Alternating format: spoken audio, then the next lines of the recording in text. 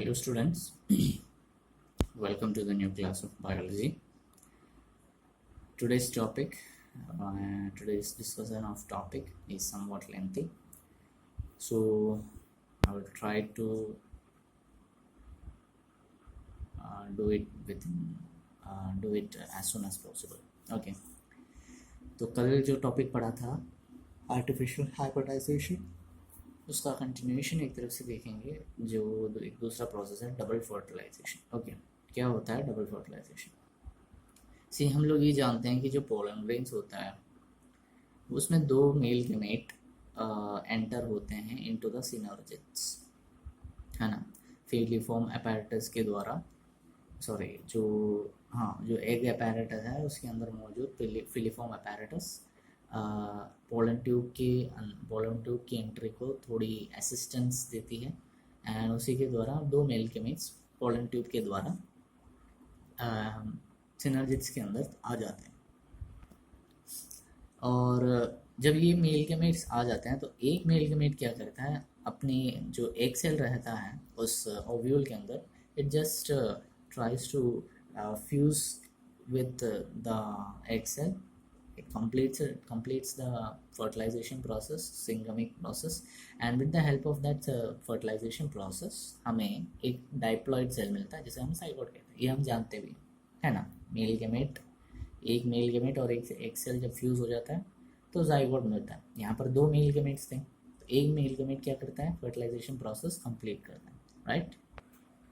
अब जो एक मेल गेमेट था जिसने एक सेल के साथ फ्यूज होकर जाइगोट बनाया, तो दूसरा मेल गेमेट फालतू में नहीं बैठ सकता, उसका भी कुछ काम रहेगा। What the second male gamete does, it goes towards the central cell.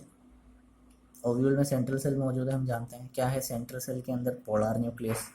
वो मेल गेमेट सेंट्रल सेल के अंदर मौजूद पोलर न्यूक्लियस के साथ फ्यूज हो जाता है। फ्यूज होना मीन्स एक तरह से वहाँ पर भी एक तरह से मतलब उसके न्यूक्लियस के साथ फ्यूज होता है। यहाँ पर फ्यूजन मतलब जाइगोट फॉर्मेशन वाला फ्यूजन है, यहाँ पर फ्यूज होना मतलब उसके न्यूक्लियस के साथ मिक्स हो जाता है। तो न्यूक्लियस के साथ जब वो मिक्स हो जाता है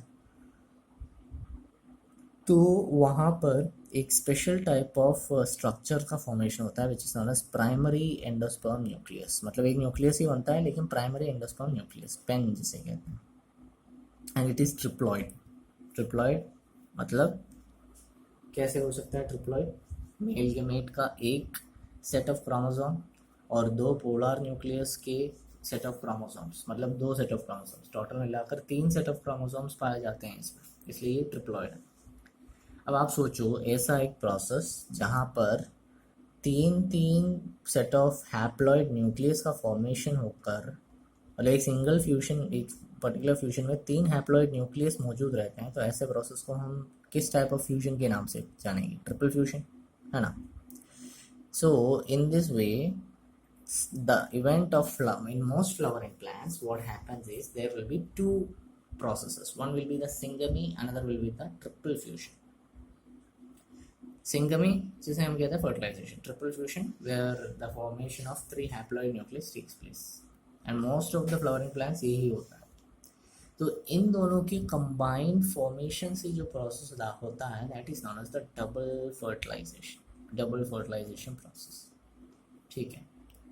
जैसे like for example, just minute, जैसे फॉर एग्जांपल हमारे पास एक ओव्यूल है, ओव्यूल में पोलर न्यूक्लियस मौजूद था 2 सेल्स का, वहाँ पर एक मेल गेमेट आगे फ्यूज होकर यहाँ पर एक पेन स्ट्रक्चर बना देता है। ये रहा pen structure, polar endosperm nucleus. फिर हमारे पास एग सेल वो फ्यूज़ हो गया था, 2 एग सेल थे, मतलब एक एग सेल था वो फ्यूज़ हो गया, यहाँ पर क्या बनेगा? जाइगोट। और यहाँ पर हमारे एंटीपोडल्स मौजूद थे, ये हमारा थैलासेल हैंड है, ये हमारा माइक्रोपाइलर हैंड है। ये जो एंटीपोडल्स है वो डीजनरेट होने लग जाएंगे, मतलब नष्ट होने लग जाएंगे। अब ये ट्रिपल फ्यूजन जैसे ही हो गया, मतलब जो भी ट्रिपल फ्यूजन का प्रोसेस था वो हो गया। ट्रिपल फ्यूजन के प्रोसेस के बाद जो सेंट्रल सेल है वो सेंट्रल सेल एंडोस्पर्म में बदल जाएगा, एंड जो जाइगोट है वो एम्ब्रियो में बदल जाएगा। ठीक है, वो पोस्ट फर्टिलाइजेशन इवेंट्स है कि उसमें क्या कैसे किस तरीके से हो, है ना। जो एंडोस्पर्म आपको दिख रहा है, ये वाला जो स्ट्रक्चर है, ये एंडोस्पर्म, ये वाला जो स्ट्रक्चर है एंडोस्पर्म, ये एंडोस्पर्म ये सॉरी ये जो न्यूक्लियस है PEN, वो एंडोस्पर्म में कन्वर्ट हो जाएगा और जो जाइगोट है वो एम्ब्रियो में डेवलप हो जाएगा। इसका डायग्राम है, क्लियर डायग्राम 2.13 है, वो आप बना लेंगे। ओके, अब जैसे ही फर्टिलाइजेशन इवेंट्स हो जाते हैं तो नेक्स्ट प्रोसेस डेफिनेटली रहता है पोस्ट फर्टिलाइजेशन इवेंट।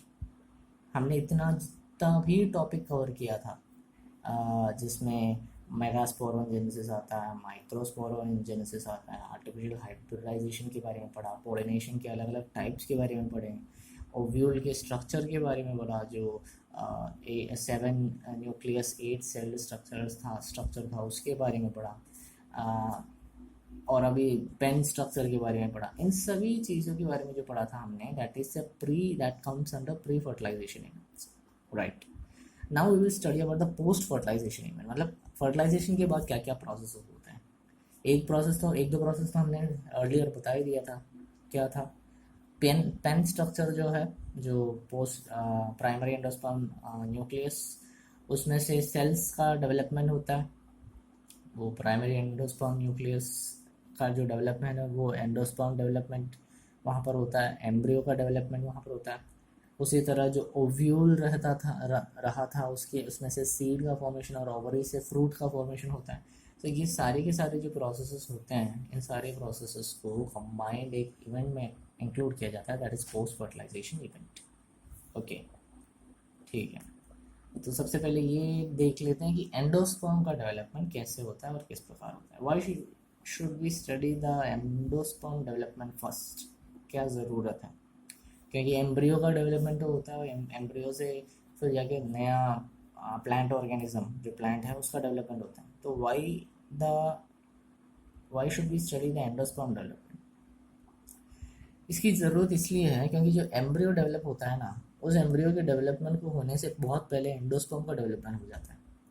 उसकी वजह क्या है? उसकी वजह यह है कि जो एंडोस्पर्म रहता है, एक्चुअली यही एंडोस्पर्म एम्ब्रियो को नरिशमेंट प्रोवाइड करता है। यानी कि जब तक एंडोस्पर्म का डेवलपमेंट नहीं होता, नया बनने वाला एम्ब्रियो का डेवलपमेंट कभी नहीं हो पाएगा। मतलब ये दोनों इंटरकनेक्टेड है। ओके, ठीक है। और जो अपना जो प्राइमरी एंडोस्पर्म न्यूक्लियस बना था, वो डिवाइड होके प्राइमरी एंडोस्पर्म सेल बन गया था, है ना। और वो और डिवाइड होने लगेगा, ठीक है। वो और धीरे धीरे करके डिवाइड होके उसमें से जो एंडोस्पर्म टिश्यूज़ हैं वो फॉर्म होने पर उसके अंदर के सेल्स, उसमें कुछ रिजर्व फूड मटेरियल्स पाए जाएंगे, और यही रिजर्व फूड मटेरियल्स जो इस सेल्स के अंदर हैं वो डेवलप करने वाले एम्ब्रियो को न्यूट्रिशन प्रोवाइड करता है। इसी वजह से एंडोस्पर्म डेवलपमेंट पहले होता है, उसके बाद एम्ब्रियो का डेवलपमेंट होता है। ओके, फिर जब ये एंडोस्पर्म न्यूक्लियस, जो प्राइमरी एंडोस्पर्म न्यूक्लियस है, उसके अंदर न्यूक्लियस डिवीजन, जो न्यूक्लियस रहता है, वो न्यूक्लियर डिवीजन कंटिन्यूस होता रहता है। और जैसे ही वो न्यूक्लियस डिवीजन कंटिन्यू होता रहता है, जो फ्री न्यूक्लियस रहता है वो धीरे धीरे करके डेवलप होने लग जाता है, क्योंकि उसके अंदर कंटिन्यूस डिवीजन करने के बाद वो न्यूक्लियस हमेशा फ्री रहता है, उसके अंदर कुछ ज़्यादा रेस्ट्रिक्शंस नहीं रहता, वो यूं ही मंडराते हुए दिखेंगे उसके अंदर। तो ऐसे स्टेज में जहाँ पर एंडोस्पर्म डेवलपमेंट होता है, ऐसे स्टेज में फ्री न्यूक्लियस के स्टेज में जो एंडोस्पर्म डेवलपमेंट होता है उसे कहा जाता है फ्री न्यूक्लियर एंडोस्पर्म। फिर बाद में यही free nuclear endosperm cell wall बना देता है और वो ये सेलुलर एंडोस्पर्म जो है उसको सेलुलर एंडोस्पर्म कहते हैं। आपने ये फ्री न्यूक्लियर एंडोस्पर्म और ये सेलुलर एंडोस्पर्म ज़रूर देखे हैं। नारियल का पानी पिया होगा आप लोगों ने। जब आप नारियल का पानी पीते हो तो वो जो पानी आप लोग पीते हो ना, that's actually the free nuclear endosperm. मतलब जो प्राइमरी एंडोस्पर्म न्यूक्लियस है उसके सक्सेसिव डिवीजन से मिलने वाला जो फ्री न्यूक्लियस है वो लिक्विड रूप में वहाँ पर रहता है। So that is the free nuclear endosperm there. और उसका सेल वॉल भी आपने खाया है, वो जो वाइट कलर का स्ट्रक्चर है कोकोनट के अंदर का, that is actually a cellular endosperm. Cell wall है उसका, एक्चुअली वो उसका एक वॉल जैसा रूप बना देता है। यानी कि आप ये भी मान सकते हो कि सेल रिप्रोडक्शन प्रोसेस से होने वाला एक प्लांट है कोकोनट, राइट। तो उसके फ्लावर से ही वो कोकोनट जैसी चीज़ का एक बड़े भारी भरकम स्ट्रक्चर का फॉर्मेशन हुआ होगा, है ना। या ऐसा ही हुआ होगा, ठीक है। So that was all about the endosperm development. जो एंडोस्पर्म का डेवलपमेंट होता है उसके बारे में बताया कि किस तरीके से प्राइमरी एंडोस्पर्म न्यूक्लियस का डेवलपमेंट होता है और उस प्राइमरी एंडोस्पर्म न्यूक्लियस से फ्री न्यूक्लियर एंडोस्पर्म का डेवलपमेंट होता है। अब देखते हैं कि एम्ब्रियो का डेवलपमेंट किस हद तक कैसे होता होगा। सी ये हम ज़रूर जानते हैं कि एम्ब्रियो माइक्रोपाइलर एंड में ज़रूर डेवलप होगा, क्योंकि जितना भी डेवलपमेंट हो रहा था वो सारा माइक्रोपाइलर एंड से रिलेटेड ही हो रहा था, है ना। क्योंकि माइक्रोपाइलर एंड से पोलन ट्यूब आकर वहाँ पर फ्यूजन वगैरह हो रहा था, तो डेफिनेटली माइक्रोपाइलर एंड में ही एम्ब्रियो का डेवलपमेंट होगा। एंड ये जो माइक्रोपाइलर एंड का में जो डेवलपमेंट हो रहा है, उस माइक्रोपाइलर डेवलपमेंट में जो एम्ब्रियो का डेवलपमेंट होगा that is dependent on the basis of the certain amount of endosperm formed। ये जो एम्ब्रियो डेवलपमेंट हो रहा है, कितने एम्ब्रियो होंगे या कैसे होंगे, वो एंडोस्पर्म की फॉर्मेशन से ही डिसाइड हो पाएगा, ठीक है। उसमें ज़्यादा डीप कुछ स्टडी करने के लिए नहीं है, ये बस जानना ही है हमें। एम्ब्रियो की डेवलपमेंट दो मेन टाइप ऑफ सीड्स में बेसिक कॉमन तरीके से होते हैं। एक मोनोकॉट सीड भी होता है, एक डाइकॉट सीड भी होता है। मोनोकॉट सीड जिसमें एक कोटिलिडन होता है उसे मोनोकॉट सीड कहते हैं। डाइकॉट सीड जिसमें दो कोटिलिडन्स होते हैं। इन दोनों में जो एम्ब्रियोजनी होती है, एम्ब्रियो डेवलपमेंट होता है, वो सिमिलर होता है, सीड दोनों के अलग अलग रहते हैं, ठीक है। जब फेस टू फेस क्लास होगा तब आपको थोड़ा डिटेल में मोनोकॉट और डाइकॉट सीड का जो प्लांट रहता है, फ्लावर्स वगैरह रहते हैं, उसके डिफरेंसेस आपको थोड़ा ओपन क्लास में उस टाइम बता देंगे। अभी थोड़ा आप इतना समझ लेना कि मोनोकॉट सीड में दो कोटिलिडन्स रहते हैं, डाइकॉट सीड में मोनोकॉट सीड में एक कोटिलिडन रहता है, डाइकॉट सीड में दो कोटिलिडन रहता है, ठीक है। जो जाइगोट अपन ने बनाया था, जो जाइगोट बना है यहाँ पर, वो प्रो एम्ब्रियो में डेवलप होगा और बाद में ये और ज़्यादा डिवाइड होगी, ग्लोबुलर एम्ब्रियो में डिवाइड होगा। यही ग्लोबुलर एम्ब्रियो और डिवाइड होगी, हार्ट शेप्ड एम्ब्रियो में डिवाइड होगा, और ये अब हार्ट शेप्ड एम्ब्रियो फिर बाद में कंप्लीट तरीके से मैच्योर एम्ब्रियो में बदल जाएगा, ठीक है। इसका भी एक फिगर है 2.13 का बी पार्ट, वो आप बना लेना, ओके ओके। तो सबसे पहले हम देखेंगे कि जो एम्ब्रियो डाइकोट में रहता है वो किस तरीके का रहता है। सी, डाइकोट में दो कोटिलिडन्स मौजूद रहते हैं, ठीक है। सपोज ये है एक एम्ब्रियो डाइकोट का। ये जो दो स्ट्रक्चर्स आप देख रहे हो, आपको इसका डायग्राम भी मिल जाएगा, 2.14 है शायद ये डायग्राम, वो आप वो वाला डायग्राम भी बना लेना। ये जो स्ट्रक्चर्स आपको दिख रहे हैं, ये जो स्ट्रक्चर्स आपको दिख रहे हैं, this one and also this one, this two structures are the cotyledons. ये दो स्ट्रक्चर्स होते हैं कोटिलिडन्स, ठीक है। ये जो स्ट्रक्चर्स दिख रहे हैं, इस स्ट्रक्चर्स के साथ साथ एक एम्ब्रियोनल एक्सिस भी, इमेजिनरी एक्सिस यहाँ पर पाया जाता है, जिसके बदौलत एक स्टेम और रूट का डेवलपमेंट इस एम्ब्रियो से डेवलप होता है। हम ये ज़रूर जानते हैं कि ये जो एम्ब्रियो रहता है, यही एम्ब्रियो से एक प्लांट का फॉर्मेशन होता है, और प्लांट का फॉर्मेशन मतलब रूट और स्टेम का फॉर्मेशन होना, है ना। तो जो कोटिलिडन्स हैं, उस कोटिलिडन्स के साथ एक कोटिलिडन लेवल के ऊपर, सपोज ये है अपना एम्ब्रियोनल एक्सिस, ये जो छोटा सा लाइन जा रहा है,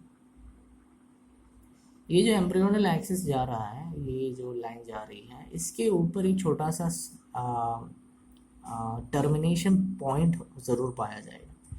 ये टर्मिनेशन पॉइंट यहाँ पर, कुछ यहाँ पर, ये टर्मिनेशन पॉइंट होगा प्लूम्यूल का। एक्चुअली इस अपर लेवल को एपिकोटाइल कहा जाता है, ठीक है। और ये जो टर्मिनेशन लेवल होता है, it is known as plumule या फिर स्टेम टिप। मतलब यहाँ से स्टेम, प्लांट का जो स्टेम पार्ट रहता है उसका डेवलपमेंट यहाँ से होता है।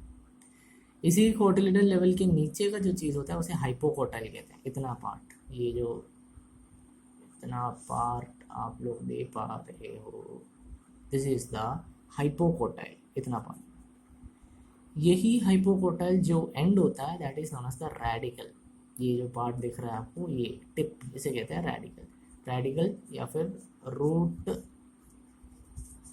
टिप जिसे कहते हैं, रूट का टिप, रूट यहाँ से डेवलप होता है। रूट टिप को, रूट को हमेशा कवरिंग करने के लिए एक छोटा सा कैप स्ट्रक्चर जरूर रहेगा, that is known as the root cap. Okay, तो ये होता है एक डाइकोट प्लांट के केस में। डाइकोट प्लांट मतलब अगर एक अच्छा खासा डाइकोट प्लांट का, डाइकोट सीड का एग्जांपल लें तो मैंगो एक डाइकोट सीड है, कोकोनट एक डाइकोट फ्लावरिंग प्लांट है, उसी तरह बीन्स मतलब पी एक डाइकोट फ्लावरिंग प्लांट है। ऐसे ऐसे different different type of dicot flowering plants होते हैं, ठीक है।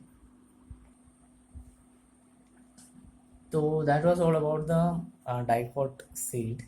Next we will talk about the monocot seed. Monocot seed में सिर्फ एक ही कोटिलिडन होता है और उसे एक्चुअली स्क्यूटेलम के नाम से जाना जाता है।